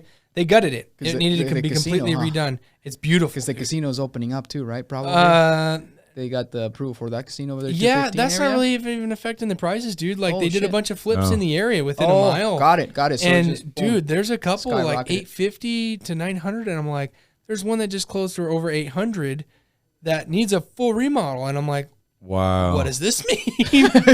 Are you gonna go $1 million on this thing? Yeah, right. Yeah. So I told her, I said, I will be shocked if you don't have like 30 offers way over list on this, man. Yeah. You know what I mean? It's like, and I rolled them from their current, their last house into that one. It's just good to see that. You know, I know people, dude, that were bought something for 1.5 and now it's worth freaking 3.2. Yeah. What? Yeah, the crazy thing is too. What's insane is like $1 million properties. They're only sitting maybe 30 days, maybe. And this used to be like 6, 8 months, 12 months listing agreements. Yeah. So I'm not even gonna know what to do, man. I'm gonna put a property on the market and be like, well, what the hell do I do now? You're like, why is my phone blown up? So long, I'm gonna be like, I'll be putting it away. Yeah, like, you didn't answer all night. Yeah, I don't care. You didn't text me back. There's like 100 messages. Why couldn't you respond? We wanted to get an offer. And, well, did you send it? No, we wanted to talk to you. Well, send it. Yeah. You know, it's all good. You know what I mean? So yeah, no, it's crazy, it's bad out there. it's an insane market. Yeah. dude. So Insane. when you try to help her, well, since you're gonna help her to sell, are you gonna help her to buy? So they're gonna end up building something after this. Awesome. Okay, Okay. cool. Something cash. Custom. Awesome. That's great. That's smart because Yeah. because like good luck of trying to find something. Yeah. And it's crazy because I just locked in a new build at Toll Brothers and Sky Canyon, and Beautiful. Yeah, and the funny thing is so they're only releasing 3 lots at a time, right? Yeah. So they have about 20 houses built already. And they're like, yeah, I called the agent. He on like a Tuesday or Wednesday. He's like, yeah, we're releasing lots on Saturday. So, be here 10 o'clock when we open. I'm like, okay, cool. And then I was thinking about throughout the week. I'm like, I told my wife, I was like, you know what? We probably got to get there like at 6. No, probably 5. This is for you. Yeah. Awesome. This is for me. And she's all like, well, I'll go there and then you watch the baby. And I'm like, I got an idea. And she's like, what's that? I was like, watch this. So I went and found an app where you can actually have people stand in line for you. That's awesome. And it was $20 an hour. Shocked that's a thing, dude. Like, of course that's a thing now. You know what I mean? Crazy. Well, and the reason why I know this is because Awesome. I have friends that flip shoes and all this, and they do the exact same thing. They'll send people in line and they'll go replace them right before the store opens. That way they can go in there, pay for it, and That they're is so out. cool. And I thought about it because my wife's like, but it's it's gonna be like, because it was 7 o'clock that I had her to stay there, and I told her we'll relieve her at 9:30, and she's like, well, that's $50. I'm like, so I was like, I get to wake up, drink coffee, enjoy my time with you and the baby, and then in the house. get ready on my own leisure, and then So, hop babe, in the is that car. worth $50 to you? Exactly. So what happened? So we get there 9:30. We relieve her. There was a long line. There was about 10 or 15 people, right? So where was this lady at 7 o'clock in the morning? Second in line. She could not beat the first person because the first person in line, they're like, yeah, we got here at 12:30. They camped. I'm like, yeah, they literally camped. They had a tent and everything. And Dude, I haven't seen that since like 03, Black 04, Friday, dude? dude. Like, Yeah. even for real estate, Yeah. dude, I remember a long time ago, I was not old enough to sell, but I remember people being camped out at these new builds.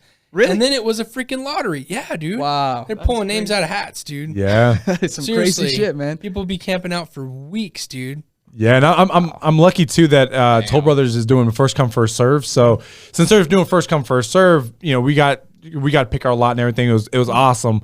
But yeah, Canyon's awesome, dude. oh yeah, I can't wait to You have access to actually- the workout facility Yep. in the parks. And Yep. And all that. and be down the street basically from Mount Charleston. You are, dude. That Well, is perfect. and they already changed that whole intersection up over there too. You know, Yeah. like Yeah, dude, yeah. that Smith Shopping Center is going popping right now, dude. Yeah, And there's yeah. so many things going in over there. It's crazy. I haven't even been over there in Yeah. forever, but I follow them online. So Yeah, if you ever do go out there, on the north side of the 95. So on the opposite side of Sky Canyon, that's Trilogy or something like that. Yep. Or so if you go up, there's Pulte that's building right there, and then you go up a little bit more. There's a 55 plus community that's going in right there, and I was upset that I wasn't able to get a lot in there, only because I go in and I just see this guard gated area and I'm like, this is fucking amazing. And then I go and see like the development, what they're gonna do. They're gonna do this like whole huge pool and golf course. Everything. Yeah, no, they're gonna do a golf course, everything,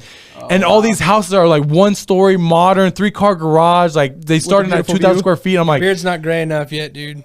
Yeah, 55 and older. Right there, it's getting there, but no, it's a huge community that's going on, and it's a gated community or guard gated community, it's amazing. So if you ever go up that way, check it out because your mind will be blown. You're like, sure, man. Whoa, like I'll be up there. I got one of my kids, his friend's having a birthday, and the dad's cooking alligator. Oh, really? I'm like, I will be there to try. Are they from the South, dude. bro? No, he's just a badass cook, man. Okay. Dude can cook anything. Never had alligator, He smokes dude. full pigs, like the whole thing just sick. So I'm like, I love alligator, smoking. dude. Mm-hmm. Damn, I only seen dude. that shit on the Water Boy. You know, so I want to try it, man. Yeah, right. You know, Some frogs, dude. yeah, dude. I've had frog legs. They're disgusting, but Yeah. Everybody said it tastes like chicken. They don't, dude. we catch frogs and toads all the time in our little creek behind the house, man. That's like my boys' jam. Summertime, they just get in there and just go down, Nice. dude. You cooked them? We don't cook them. We bring them to our garden. Okay. They end up jumping into our chicken coop, and the chickens eat them. Oh, got it. oh wow, Yeah, they I love didn't know them. the chickens That's eat 'em. crazy, dude. Yeah, they go nuts. Wow. Run around, little feet hanging out. right. Yeah. Like the dude from Mandalorian. I don't know if you've seen that. Oh yeah, where he has them from his mouth. Yeah. Yeah. That's funny. Oh man. That's awesome. So you do marketing outside of real estate, like we talked about. Other than like the cleaning company, do you have any other like businesses outside of real estate that you actually do marketing for and stuff like that? A Or? little bit. So, like some people, like my wife's hair salon. You know, my mom's okay. barn venue. I would help her out with some stuff. Yeah. And then a lot of stuff with that is really good on the organic side. So a lot of people are like, "Hey, pimp out my Google My Business, get that thing rocking and rolling, so I can be visible to people because they don't want to spend the money on the monthly ads. They want to be organic. They want to be around. We do press releases and all kinds of stuff too. Okay. Syndicate them to 260 news sites, so that way it's like all over the place. Oh damn. Wow. That's all backlink back to your website and everything else. You know, keyword targeted and stuff. Yeah. But I mean, it's pretty much the same concept for everything. Yeah, marketing right? is marketing. Yeah, but yeah. it's just a matter of how competitive is that market. You know, like there are some agents and some businesses where it's taken 90 days to get them to the top. There's other ones that it's like 30 days and they're already at the top. Yeah. You know, so it just depends. So You know, yeah. So Sean, how much is that? Something like that. Like because Yeah. for me, 90 days to get to the top, dude. That ain't bad. Right? And I know it people sounds are like a impatient lot. though, man. Yeah. I get it, right? I get it. But if you Yeah. think about it, like 30, 60, 90 days, right? To be Yeah. like to the top, that's pretty good, right? Yeah. Yeah, it's not bad, dude. You know, and it just really depends, you know, kind of what everybody else is doing in the area. Okay. So then you got to do more. Got it. right? And Got then it, it's yeah. a lot of stuff on the back end too. So if somebody just came to me, like if you came to me right Yeah, now and yeah, you were I'm like, asking hey, for, I want to do just the Google My Business setup and maintenance and all that stuff because we do charge a monthly on it as well, just because Got it. it's Recurring. consistently going. That's right. Yeah. And it's something where, you know, you're going to just dominate everything, right? Yeah. If you shut it off, you're still going to be good for a few months. Okay. And then you'll start to trickle back down. Got it. It's a matter of keeping everything up. Yeah. But if you're like, hey, dude, I want to get to the top. I just want to do the organic stuff. We need a website to be able to access because we put a lot of web pages on there, a lot of geo-targeted web pages and driving directions to and from businesses, embedded maps. Got it. Very specific for geo-targeting with Okay. Google. We charge $3,500 to Okay. do a setup for that, and then Okay. it's $800 a month on the maintenance. And it's extensive, dude. The setup, it takes 30 days. So it's 30 days before you get charged for any kind of maintenance. And that setup takes all of that 30 days. It's insane. Okay. So we get you on over, it's like 110 business listings. We put you on about 80 social accounts. All of that stuff gets interlinked. And then we do about 25 to 30 pages on your website with everything linking back. And if we're Okay. already in your website, we're going to go SEO that whole thing out too anyway, right? We're Gotcha. already in there. We're going to go do it. Okay. And then your posts on Google My Business. So one, we got to optimize it, make sure it's good to go, make sure your services are on there properly. Make sure your phone number is right, your address is right, your name is right, and then your post, right? And then do you have any reviews? If you don't have reviews, we basically give you a layout of like, here's your link, and then here's some target points for you to send to your clients when they're dropping a review because it's all targeted, right? Okay. The biggest thing that anybody could do right this second for their Google My Business is a fact page, FAQ, right? Oh, Questions and answers.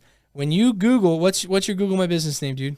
It's mine is, well, I think it's Joshua LaFawn. I think it's just Joshua LaFawn. Okay, so if you type that in on Google, Yep. it's going to come up on the right-hand side. Yeah, no, You're going to scroll down a little bit. More than likely, if it's going to probably say, be the first to ask a question. Okay. Most people don't ask questions. So what you do is you go in there as somebody else. You know, like I just get into one of my other emails and ask a question.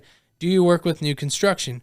Do you work with homes in the lakes? Do you work with homes in desert shores? Do you only represent buyers, or do you also represent listings and sellers, right? Yeah. Things like that. And then you go in and respond to them and kind of go a little bit more with it. Yeah. All of that's going to make your stuff pop up on Google, man. And so That's true. little things like that, man, makes a massive, massive difference. And then when you're posting, you want to post, just put a picture. It's got to be optimized, which if you don't know how to optimize a photo, it's kind of an extensive thing to get into, right? But basically the back end of every photo, you can have your Google My Business. Metadata, right? Yeah, all your stuff, star ratings, everything. Okay. It's very, very cool. But you put that in there, you don't even have to go crazy on your post, you know, and then just a call to action.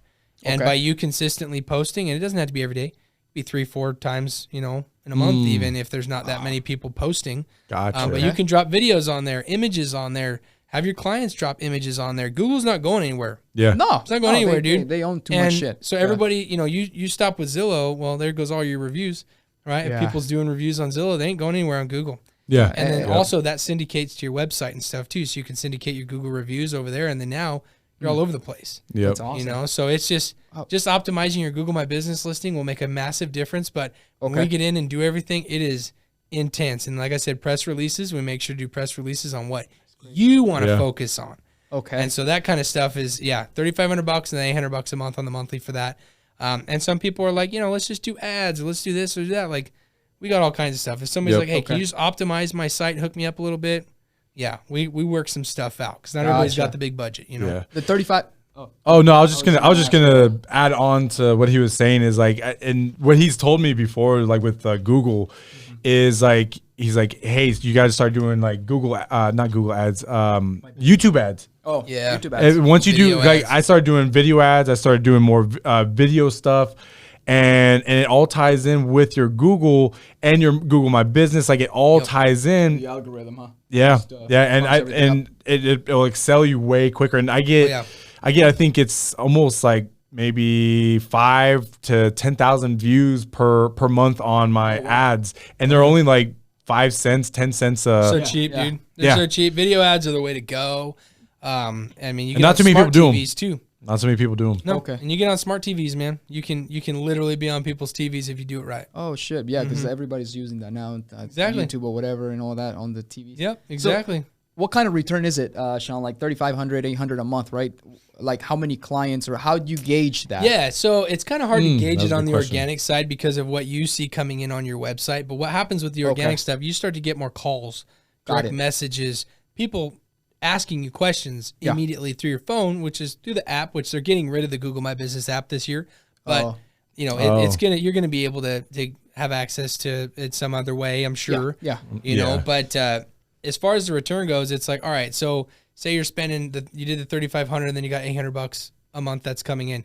Well, the goal is to have just one good solid one that comes in within those first 90 days. That covers that 3,500 on every level. Yeah. Plus pretty much the remainder of your marketing Right. for the year, just about, right? But Yeah. the goal is for it's evergreen and it stays there.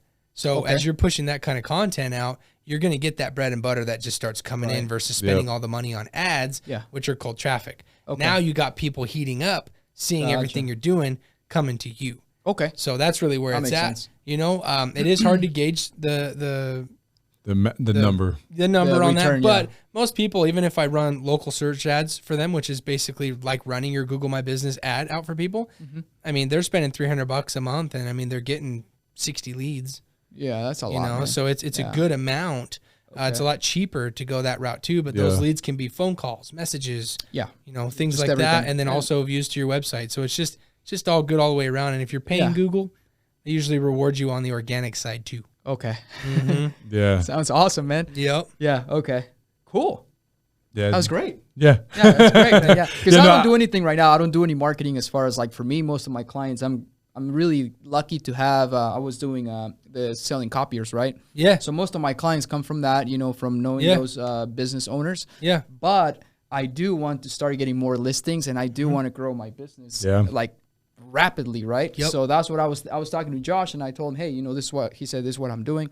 And you hooked him up, so that's what. This is great that you're here, so that I can see if we can get hooked up. Yeah, dude. The seller ads are the bomb because you just run them to your evaluation page on Chime. Yeah. But it's all about the targeting with that, and then switching out the graphics, because a lot of times people keep the same images on there. Yeah. I like to swap them out every month just to kind of give it a little fresh. Freshen up. Yeah. And then the other thing too is a lot of people don't understand, like, people will market to all of California, right, for certain things. Yeah. And even to sellers. And I'm like, it doesn't really make sense unless you're running a referral network. But like those local search ads, dude, you can run a local ad for Vegas in San Diego. Yeah. Okay. Yeah. So if somebody punches something in about Vegas, you're going to come up as a local ad, a local business in Las Vegas. That's right. In San Diego. You know what I mean? So it's like, it's an inexpensive way to get you out there quick. You know what I mean? But yeah, the organic stuff takes some time, but when you're rocking, dude, nobody can touch you. Yeah, that's probably the direction I'll go with the organic for sure. Yeah, it sounds like it's the best way to go. It really is, dude. Because years ago I had like 10 locations in Vegas when you could use PO boxes, and I got backhanded by Google real bad, dude. You couldn't find me on Google for like 3 years. Oh wow! Because you can't use PO boxes, you got to use a physical address. So the good thing is with you guys being with Simply Vegas is you could use the Henderson address and the Summerlin address. Yeah. Yep. Okay. Cool. Most people don't, but you could. All right. So how do we get started? Like, let's say, I'm ready to go, Sean. How do we do it? Yeah. Give me a call. 702-513-2394. Call or text, whatever. Cool. You can go to everettmarketingagency.com. And right now it's just pretty much a landing page that goes right to my cell phone. So all right, hit me up as a text, find me on social media, whatever. Pretty much everything's my name, Sean Everett. Yeah. Nice. But yeah, even like strategy calls, man. People like to book strategy calls, 15, 20 minutes, knock out some good stuff in your business.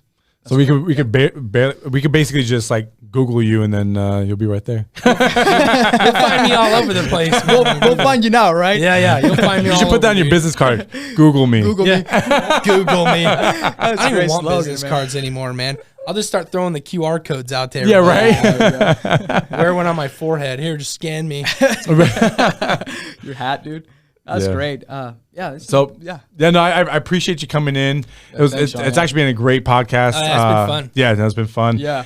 Thanks for having me. Yeah, no problem. And hopefully, people could reach out, get help their business, whatever it is, if it's realtors, cleaning companies, whatever it is, contracting, you're the guy. You're the guy on Google, and I'm a big advocate of you, and I push you all the time just because it works. Yeah. I've seen it work, and I was paying Zillow, and then now I'm paying Google, and I'm paying probably a fraction. Way less. Yeah. So much less. Yeah. So I appreciate everything, and I appreciate you coming in. Taking your time, and time is valuable. That like we were talking about. So thank you. Yeah. Hopefully you guys, the viewers, enjoy it. Like, subscribe. Yeah. Keep viewing. And do you have anything else before we sign off, Zalo? No, thank you guys. We appreciate you, and we'll see you guys next week. Hopefully, we don't know who we're having next week, but it's gonna be awesome. I think we might have a life insurance guy, so that's gonna be an interesting one. Yeah. Nice. Yeah. So stay tuned, guys. Thank you, Sean. Yeah. Thank you. See ya. Thanks, guys.